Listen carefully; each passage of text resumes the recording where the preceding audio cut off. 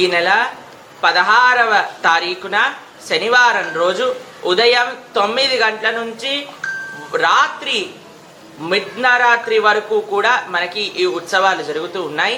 ప్రొద్దున పూట నుంచి చక్కగా మీరందరూ దర్శనానికి రావచ్చు.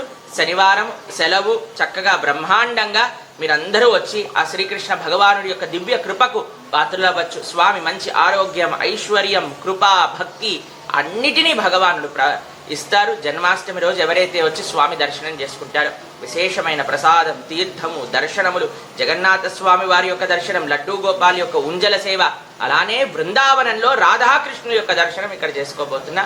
ఎంతో అంగరంగ వైభవంగా ఈ ప్రవచనములు, ఈ యొక్క ఉత్సవములు జరగబోతున్నాయి. తప్పకుండా 16వ తారీఖు ఆగస్టు శనివారం ప్రొద్దున్నుంచి రాత్రి వరకు మీరు చక్కగా రావచ్చు. మీకోసం అన్ని ఏర్పాట్లు చేస్తున్నాం. వర్షాలు పడ్డా మీరందరూ తరవకుండా ఉండడానికి చక్కగా టెంట్లు కూడా వేశారు. చక్కగా మీరందరూ వచ్చి పాల్గొనండి ఉత్సవాలలో. హరే కృష్ణ, జై శ్రీకృష్ణ.